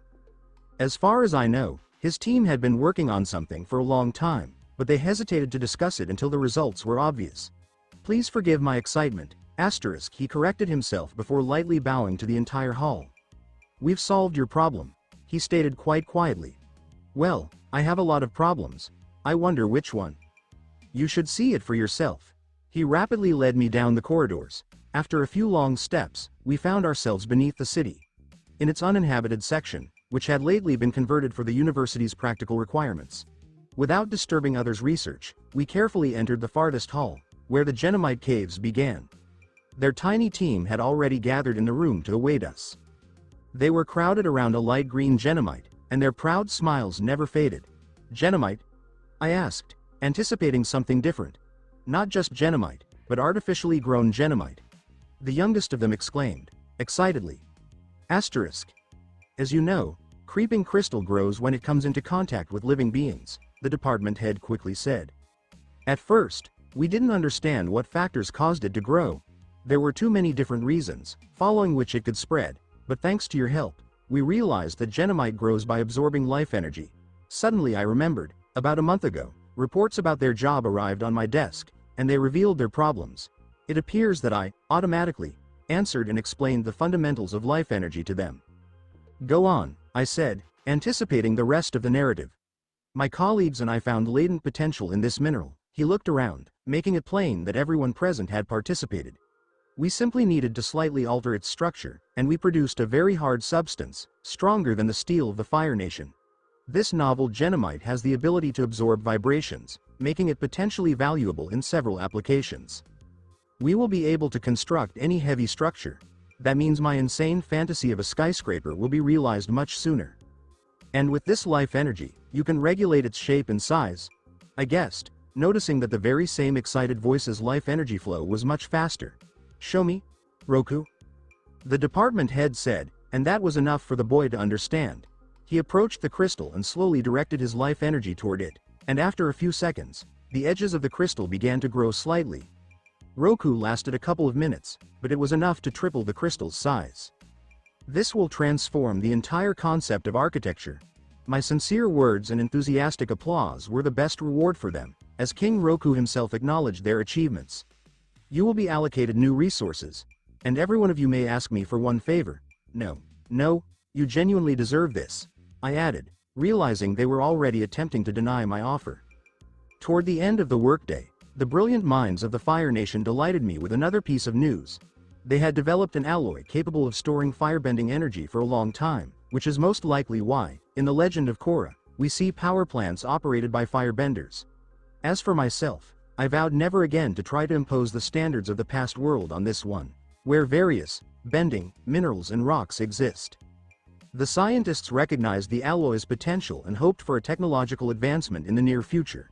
Inspired by the past world's environmental impact, I aimed to steer the Avatar world towards a more environmentally friendly path whenever possible. I hope the Avatar world continues to provide enjoyable surprises. Great Divide. Roku. Do not try to act alone. Have each other's backs. I shouted at the young, and not so young, conquerors, who had been fighting off another wave of canyon crawlers for an hour. I could have comfortably remained on the throne, but during my last meeting with Lao, I noticed how much he had lost weight and become haggard. Some of his issues prevented him from admitting that the workload wasn't decreasing, and competent, trusted people can't be developed quickly, so he's been driving himself into the ground. So, we decided to make our way to Ba Sing Se right away, leaving Omashu in the hands of my appointee. I knew that having someone weak on the throne of the city-state just wouldn't fly, so I had to narrow down the list of candidates. It was all about finding those uncut diamonds among the conquerors. We teamed up with our trusty crew and marched through the nearby provinces, taking down all sorts of troublemakers as we went along. This time, we were heading to a canyon that's packed with crawlers that just can't seem to stop multiplying. Also, it was definitely time to rein in their wild behavior. What kind of mess am I in for this time? I wondered, sensing my gut starting to scream, and I'd already felt a chill run down my spine a few times. Definitely not a good sign. All right, everyone, let's pull back, I said, making sure to save those who were a bit too reckless from getting into serious trouble. A few minutes later, I found myself helping another guy who had overestimated his own strength. He was pretty close, so I decided to skip the bending and just use my body instead. I quickly stepped in front of the young man and gave the big creature a solid kick, making a long mark in the ground behind it. Thanks a lot, Chief. The guy exclaimed, having dropped to his backside out of sheer fear of death. TCH. I felt like giving him a piece of my mind for being so careless, but... Just like that, my words were interrupted when my head was suddenly separated from my body. Just a little while ago, I caught sight of that same guy the first had saved, and suddenly, he started sprouting a bunch of familiar legs, same spot, same time. Ko, the face stealer. Why can't I take your face? He shouted in anger. His voice overwhelmed the conquerors. A moment later, Ko got the answer to his question. Naruto's body, his head, and all that blood bursting out from the pressure started to transform into energy particles, drifting away into the air. So, I need to get all his bodies. I saw that coming, but it still doesn't make it any easier. Heading to the North Pole might lead to a run-in with the spirits of the moon and ocean. His other body is usually hanging around Wan Shi Tong, whom he also struggles to deal with. Looks like there's just one more left. The one from the islands of the Fire Nation. No way I'm going back there, he said, shaking his head vigorously, trying to push away the memory of how those golden dragons had once given him a real beating. Sure, there's just one young person there right now, but their fear of that species got the better of their common sense. It's a shame to say goodbye to all these new faces. He glanced at the frightened humans, a few of them already trembling in fear. It might be a good idea to keep a low profile for the time being. People are pretty upset with him already. If someone like Ko were around, they'd definitely pick up on how the spirit's essence is starting to crack a bit. It felt like we were on the brink. Just a bit more and the face stealer would be gone for good. He had put in way too much effort in that battle at the North Pole. Today, he just had a quick moment to show off his full power and speed. The library of Wan Shi Tong. I had to push myself to open my eyes and take a look around me. It was happening to the other bodies too as they started to wake up. My room in the place of learning, I said, pointing out the obvious, and without wasting any time, I quickly turned my focus inward. I was eager to figure out what had happened to my Roku body as fast as I could. Is there any chance I could bring it, or myself, back? The scene that came into view wasn't exactly enjoyable. The source of earthbending energy had dropped to its lowest point and seemed to be almost lifeless. My thoughts didn't speed up, but you know, Roku's stream of consciousness should have been shared with all the other bodies, right? Honestly, the condition of the other sources wasn't great either. It was obvious that they were shaken up by the violent disappearance of one of the bodies. There's no way I could tackle anything for the next month. Or manipulate life energy. I couldn't help but agree. It seems like each body was tied up with the elemental and life energy sources, and that's probably why things look so grim right now. I tried to sit up, but all I could do was tense my facial muscles. It felt like everything below my neck just wouldn't listen to me at all. So, I gave it another shot, this time tapping into life energy, and it became pretty obvious that wasn't the right path, unless I was up for some unforgettable sensations. It was like I was being poked by 1,000 tiny, sharp needles all at once. But it seems like that just didn't cut it for me. I tried to tap into my spiritual senses to get a feel for the space, but all I ended up with was a headache that just wouldn't quit. That's the tricky part of being almost like an energy-based being. Spiritual issues have a strong impact on the physical body. Wow, Ko, I said under my breath. He was set on being at the top of my list of most hated people. At this pace, he might even outdo Vatu. So many great conquerors have been lost. I hope their deaths were quick and painless. I just can't find peace until I see this spirit's death for myself. He could be anyone. I don't think his disguise is all that great. There have to be some flaws, right? As I think back on our 2 meetings, I can't help but feel increasingly impressed by what he can do. As I focused on all the little things, it hit me that something was off. The spark of existence. That's something he definitely couldn't fake, since it only exists in living, sentient beings here on the human plane. Yeah, he was able to whip up some sort of surrogate, but honestly, it just didn't measure up to the real deal. While the real spark of life keeps dancing around like a campfire, his seemed more static. I guess I'll have to keep an eye on my surroundings. It's nice to know there's at least one flaw. Dad, a cheerful voice shouted from the doorway. Just as I was about to turn my face, Daisy's huge upper halves unexpectedly enveloped my head. It felt like she was set on taking me down.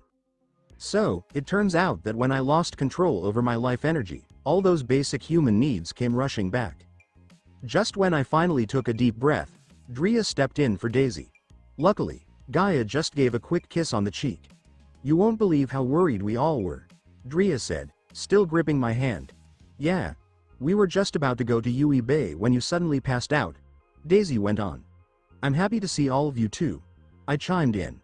Roku, Shizuka, Suki, Jun, and Toph came rushing into the room, full of energy. So, here we go again with the breath-holding challenge, but you know what mattered? The girls were safe and sound. Honestly, I've been trying hard not to think about the chance that the face stealer could mess up my life even more. Thanks to Wan and Naruto, I had already checked out the other girls. Now it was just the ones in the Earth Kingdom left to see. Wow, you had us worried there, Toph playfully nudged me, a grin creeping onto her face. I found myself in bed with some beautiful women, and it was quite a treat for my eyes. Don't do that again, Jun whispered. I guess it's out of my hands now. I sighed to myself. Shizuka and Suki were still taking a good look at me, so, they started sharing what happened next. So, I ended up sleeping for a whole week, and let me tell you, my Kai was all over the place. My body was just letting out these random bursts of spiritual energy, and now and then, life energy would jump in too, making things even more chaotic. So, the claimants to the Omashu throne made it back home safe and sound, but they came with some pretty sad news. My women were pretty close to losing it, not finding that joke funny at all. But, as they confessed, they just didn't want to accept what they were hearing. Luckily, during the emergency, Daisy, Gaia, and Drea considered the other women who were going through similar feelings at that moment. Once they got in touch with everyone and settled things down, they hurried off to track down Wan Shi Tong. He tends to vanish from the library, always caught up in something or other. I have a feeling he's getting other spirits on board with our plan. The spirit of knowledge eased my worries, reassuring me that I would soon be on the mend. Looks like another one of my theories has been confirmed. Wan Shi Tong popped up just like always. As long as none of your bodies are taken out, you'll keep on living. Do you think I can get my Roku body back? I couldn't believe he hadn't even tried to figure me out. From what I've seen, it seems like the fourth stream of consciousness in your body will come back to you when you get back to where you were in your earthbending skills, he wrapped up. The spirit of knowledge is all around us. So, why didn't he go after my protégés?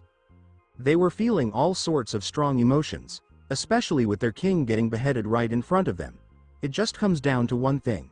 He was running out of time. Just a bit longer, and his body would be beyond saving. Even I wouldn't mess around with the rules of the universe, he said. So, let me get this straight. This guy spent pretty much all his limited time during our first meeting, right? Oh, he was just so full of himself at our wedding. He's going to be out of our sight for about 5 years, and honestly, that just makes me happy. We want to stay here. With you. Shizuka said quickly, and the others nodded in agreement. Nobody's trying to kick you out. I chuckled at their serious expressions.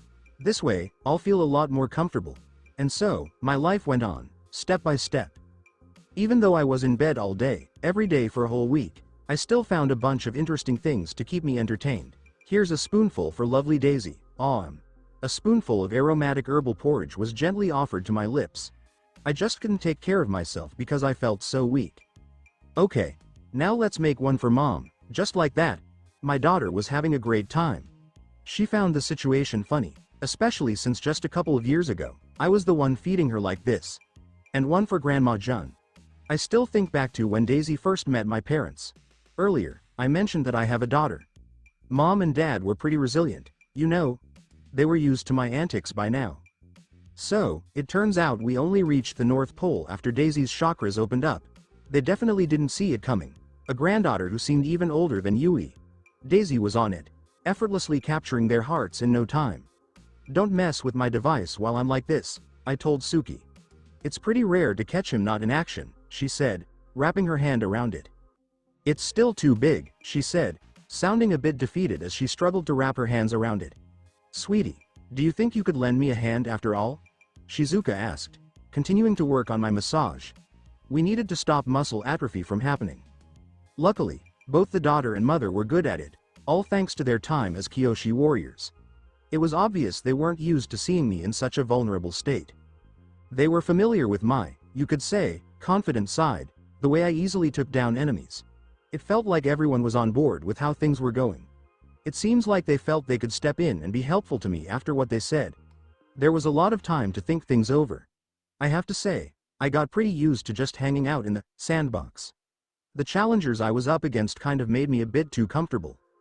Even the fire sages, as powerful as they are, just can't compare to the ancient spirits. Now, let's dive into what makes a Korean novel tick. Alright, let's get this grind started, harsh and unyielding. Just as I thought, by the end of that month of doing absolutely nothing, my body started to feel normal again. Daisy felt a bit let down because she couldn't feed her daddy anymore. I just can't handle feeling helpless for a whole month anymore. It was like I was back in my early childhood, you know? On my final day here among humans, I had a private chat with my daughter. Daisy, while I'm hanging out in the spirit world, could you chat with the others and encourage them to connect with more family members? It would be great for them to get to know each other little by little. I want to make sure no one gets left out. You can count on me, Dad, Daisy said, giving her chest a reassuring pat. My beauty, I said softly, running my fingers through her silky green hair. I'm not a little girl anymore, she said, trying to stand her ground against how she was being treated. You'll always be my baby, no matter what. Fire Nation Islands. Aang. Momo. Appa. We did it. We finally got away from the palace. Aang was over the moon, feeling like his struggles were finally behind him. So, let's take a step back. It all kicked off when he built his foundation in earthbending. He was all set to move forward, to discover the last piece of the puzzle. Everything was going great. His new teacher knew what he was doing. Aang couldn't shake off some suspicions. The new teacher, Wan, reminded him of Roku, and Naruto, and even Yo. No, they looked different, but there was something inside him that told him they all had something in common. He didn't let it get to him and kept on soaking up his teacher's wisdom. He often thought, if only I could jump in and help them in that war against the fire sages. Just imagine how much energy I could gather for Rava. So, yeah, he got into solving all sorts of problems. Now, he found it tough to stroll by any problem, even the tiniest one. Honestly, if he had the flying bison with him, he could have made it to the capital in just about half a week. So, how's that uncle going to gather all his crops? So, what's the story with the girl who lost her doll? That grandmother definitely couldn't have fixed the hole in her roof on her own, so, his journey ended up taking a whole month. A few days went by, and then his teacher fainted. he happened to catch wind that Yo and Naruto were in the same place. That's pretty odd. But then, he just didn't have time to think. All he had to do was make it through. Guess who took over his training? None other than Lord Azula. He was confident in her skills. There was no doubt about that. So, there was just one problem. Every time their training sessions wrapped up, it was because Aang just couldn't stand anymore. Thanks to Roku, he was no stranger to beatings, but the look on the Fire Lord's face was something else entirely. Luckily, he wasn't the only one going through that kind of treatment. Every day, he hoped that his kind, dear, and understanding teacher Wan would wake up again. That way, Lady Azula would be in a good mood again. It was unfortunate that this monster, who looked like a person, was so terribly responsible. He was advised to stay within the palace walls until his firebending skills were on par with the other elements. Appa, let's go down. That uncle in the boat seems to be having a tough time catching any fish. We should lend him a hand. This big, hairless lemur is glitching again. Momo rolled his eyes. Southern Water Tribe. Sokka, watch out for the cargo. If you mess it up, you'll find yourselves heading back to the Northern Water Tribe. Sokka's voice, now more seasoned, rang out across the area. Honestly, every time a new ship came in or a building went up, Sokka felt like he was getting things done. He still remembered his promise to bring the Southern Water Tribe back to life. Miss Hama, there's been another injury. They need your help. Sokka shouted to her. Okay, kiddo, she sighed, getting up from her chilly seat. I'm happy I was mistaken about him. I figured he was just putting on a show. She shot a quick look at Sokka's strong back, or should I say, the future chief of the Southern Water Tribe. Honestly, I think the future Southern Water Tribe would resemble something like Omashu in the Earth Kingdom. It would have a bit of independence, but for the big decisions, they'd chat with the Northern Water Tribe first. Sokka was on board with this setup, thinking back to the warmth of his northern family. Plus, they would rely on supplies from the North Pole for a few years. Stay tuned for more. Thank you for taking the time to listen to this video. I'm thrilled you watched the video. If you enjoyed it, be sure to like and subscribe for even more exciting content coming your way soon.